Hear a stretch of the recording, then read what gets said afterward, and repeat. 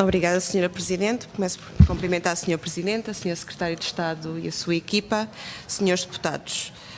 Este foi mais um Conselho Europeu igual a tantos outros, apesar dos tempos serem realmente muito exigentes. Sabemos todos que a União Europeia enfrenta grandes desafios e foram vários os temas que mereceram a centralidade e a posição dos 27 Estados-membros. E tal como referiu o Presidente Juncker na reunião preparatória do Conselho Europeu em Estrasburgo, deveria ser tempo de se passar à ação, nomeadamente no aprofundamento da União Económica e Monetária e na questão das migrações e no orçamento comunitário pós-2020. E é por aí que começo mesmo, pelo orçamento comunitário pós-2020 e sobre as negociações relativas ao próximo quadro financeiro plurianual. E gostaria de relembrar mais uma vez o seguinte: o estabelecimento de um novo quadro financeiro plurianual será um momento crítico para a União de 27 Estados-membros, uma vez que proporciona a possibilidade de adotar uma visão comum e a longo prazo e decidir sobre as futuras prioridades políticas, bem como sobre a capacidade da União para as executar.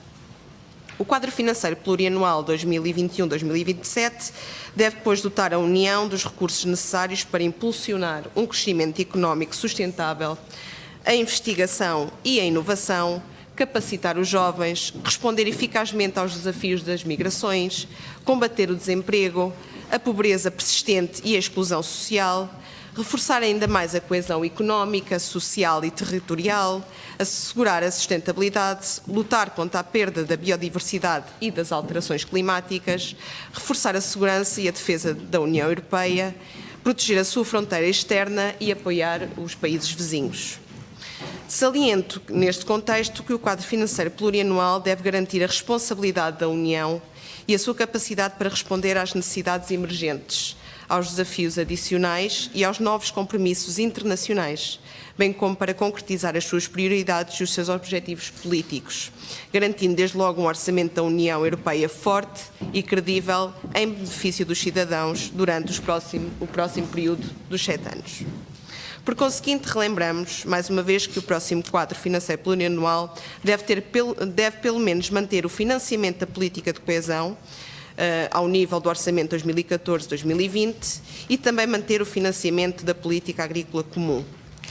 Tal como temos vindo a reforçar, Portugal precisa de um Estado Social forte, mas para isso temos que ser persistentes, temos que ser ambiciosos nas políticas de coesão. E neste sentido o Governo tem que defender os interesses nacionais e só existirá um melhor alinhamento do financiamento disponível se existir prioridades políticas que diminuam as assimetrias.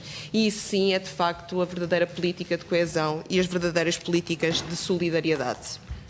Ainda a propósito da discussão do próximo quadro financeiro plurianual, é referido nas conclusões do Conselho Europeu a existência de 2 documentos elaborados pela presidência austríaca, o relatório intercalar e um projeto de quadro de negociação. Mas em relação a estes 2 documentos e mais especificamente a este relatório intercalar, tivemos imensas dificuldades em ter acesso a este mesmo relatório. Talvez por algum problema informático, conseguimos, entretanto, ter acesso à versão inglesa, mas não conseguimos ter acesso à versão portuguesa. Portanto, gostaríamos que se pudesse prestar algumas informações acerca deste relatório ou até mesmo disponibilizá-lo, se fosse possível. Outro assunto que, como é óbvio, que gostaria de aqui trazer é em relação ao Brexit.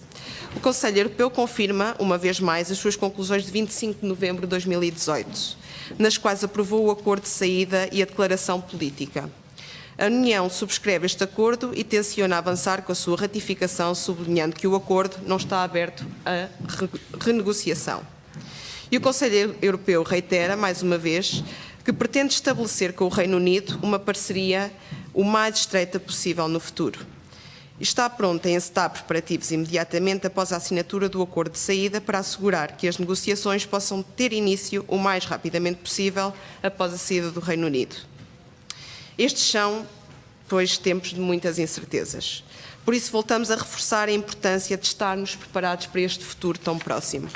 Voltamos a reiterar a importância da relação que Portugal tem com o Reino Unido ao nível económico, mas destacamos uma área fundamental, que são as pessoas.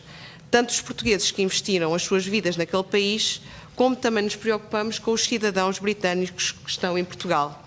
E em relação a este tema, no passado fim de semana, a imprensa informou, e até tenho aqui comigo, mas o Sr. Secretário de Estado já deve ter tido esta informação, que informou que dispararam os pedidos de nacionalidade portuguesa feitos por britânicos. Foi referido que este ano quase 500 britânicos pediram nacionalidade, mais 48,6% que em 2017. Há 10 anos, por exemplo, só tinham pedido 29. A incerteza provocada pelo Brexit motivou este aumento significativo de pedidos de nacionalidade.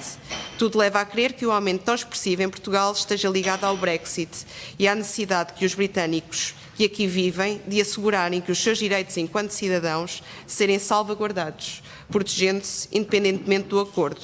Neste sentido, perguntava à Sra. Secretária de Estado que comentário tem a fazer relativamente a esta situação concreta. E, por fim, e não menos importante, gostaria também de abordar o tema da Cimeira do Euro. E, perante este tema, o Grupo Parlamentar do PSD gostaria de sublinhar o seguinte: os resultados são verdadeiramente decepcionantes. Não há progresso na união bancária, não há seguro de depósito, não há progresso na capacidade orçamental. E fica realmente um ponto importante, que é o ponto do backstop para o Fundo de Resolução, mas é muito pouco e nada tem a ver com aquilo que esperam os europeus. E, portanto, é um falhanço para Centeno enquanto Presidente do Eurogrupo. Sublinhamos igualmente a postura de dualidade. O Presidente do Eurogrupo, que em Lisboa, enquanto Ministro das Finanças, diz que o orçamento que apresenta em Bruxelas é histórico. Esse mesmo Presidente do Eurogrupo faz críticas ao orçamento que ele próprio apresentou como Presidente do Eurogrupo. Ou seja, como Ministro das Finanças, o orçamento é histórico. Como Presidente do Eurogrupo, o orçamento português, considera ele, põe em causa a sustentabilidade do caminho de Portugal. E, de facto, o PSD lamenta que Centeno tenha uma palavra em Bruxelas e tenha outra palavra em Lisboa. E esta dualidade entre Centeno de Lisboa e Centeno de Bruxelas deveria ser esclarecida. Esperamos também que o Presidente do Eurogrupo aceite vir ao Parlamento para nos esclarecer, mas gostava que nos desse algumas informações, porque afinal gostaríamos de saber em que Centeno é que acreditamos. E por aqui me fico. Muito obrigada.